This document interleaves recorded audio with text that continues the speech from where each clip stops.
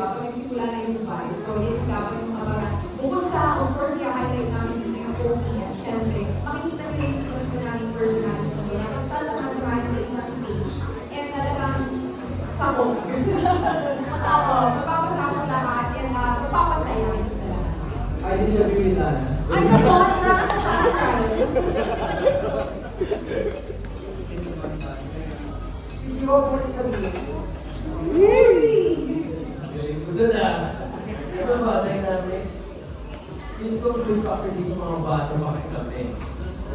We're all the same group. Same age group somehow.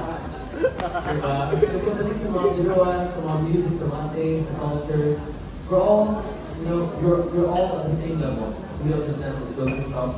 Especially when it comes to music also, we like to think about music. So I guess this is gonna show it for show talaga at ipakita rin sa mga mga mananood. Right. Thank you so much, Brian Ross. We have one question and what? Hello, good afternoon. I don't really see Then, my question is for Ana, Vinay, and Yan. What was the action when you were first offered to show to be the host, of course, and at the same time, ako promote this magiging platform for them for your music? Well, sobrang happy. As in, big reaction. What? Really? Ganun. Very, very thankful. Commercial level. Commercial. That's commercial. No, but seriously, very, very grateful for this opportunity. Kasi unang-una sa lahat, and yung show na pinasama-sama lahat ng mga bagay na talagang love talagang kung gawin. Talagang very passionate ako. Performing, singing, of course, and music, and of course, posting. Pagkakasaya ng mga kapatid natin. Pinasama-sama sa sa isang show, and this is a half-hour show. So, ako, I love your acting sa mga fans and supporters because sila napakahalaga nila sa atin, and isa sila sa mga talagang mga instruments na, ano yun, tumulong para ipapatuloy natin yung entertainment, syempre. So, for me, lahat ng yun, talagang sobrang na-excite ko kasi lahat yung sama-sama talaga dito sa show na to. That's why this one is the hottest music countdown show ng bansa.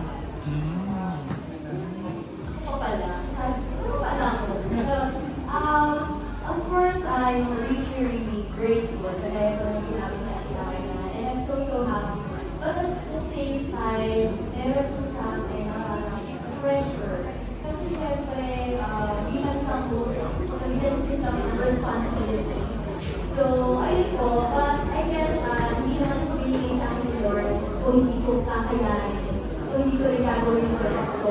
So, yeah, I'm grateful. And at the same time, siguro masasabi ko rin na happy din ako kasi ngayon may connection with the fans. Eh, yun din ko talaga yung gusto ko.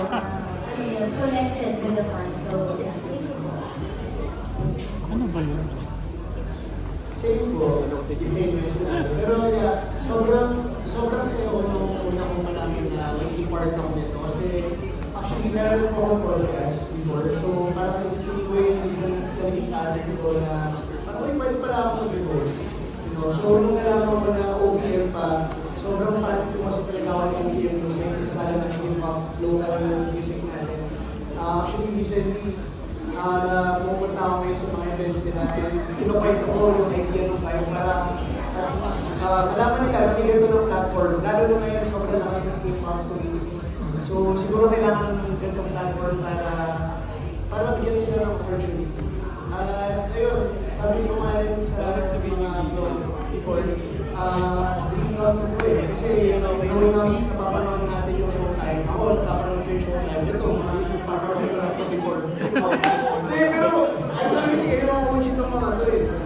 So, yung magiging part ng show na kasama yung mga hashtag, mga pinagaling na host natin. Sobrang isang karangalan. And, can't wait na ginawa natin yung ibang mga segments natin. Mapakilala yung story ng local na behind it. At ayun, sana sulit mo yun. Ano parang additional question lang to Ryle. Ryle, will you be any lecture pa ba? Kasi parang sa line-up, piling ko ikaw ang ano, configure veteran among all. Tita Rose, susumbong yan sa nanay ko. Susumbong yan naman ka. Okay, confident. Siguro both, I do feel pressure and I can't feel any pressure right now. That's good. Siguro kasi, okay, because the whole line of natin, everybody here is a genius in their own field. Lahat sila established sa kanilang mga careers, every single one of them. And it's an honor na makasama ko sila and na-consider ako sa lineup na ito. And I don't feel pressure at the same time because parang sinabi ni Ana, pinagsama-sama lahat ng mga passions sa isang project. Everything na alam din mo, maliban sa mga nag-aaway sa kanalan ko, mga nagsusubukan. Yun lang yung wala dito. And it's here. So I'm very happy, I'm very thankful sa NQS Meeting Live, Sir Pete especially. Thank you so much. And to you, Tita Rose. Okay, thank you. Thank you so much. I'm shocked, right? Kasi ang mga pala. Next question, yes, please. I'm Vesco from Dito. So my question is for everyone, so everyone can answer. Siguro, what separates the right jobs from the other jobs out there? Kasi alam naman natin madami ng jobs from other studios, networks, pero ang sabihin yung edge lang.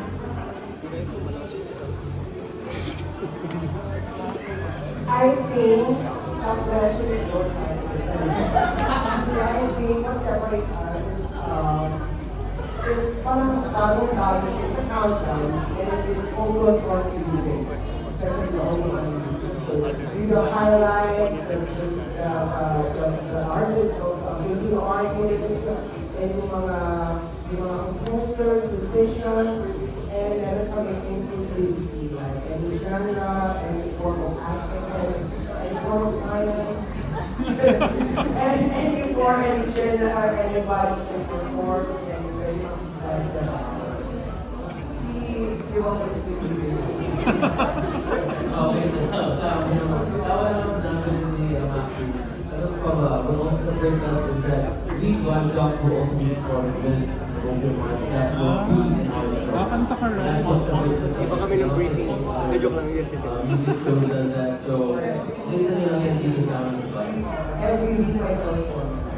I voting, I power the Latino arts na tayo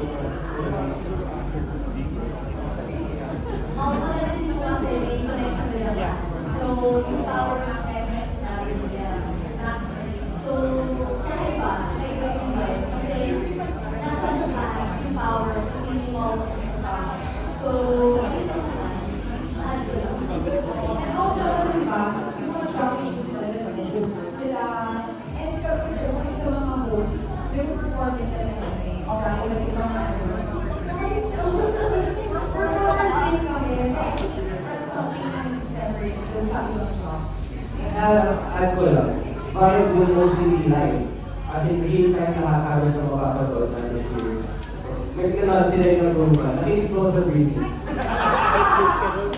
Kahit take ako. But yes, majority of what you see on TV and online will be 100% live. Kaya ha?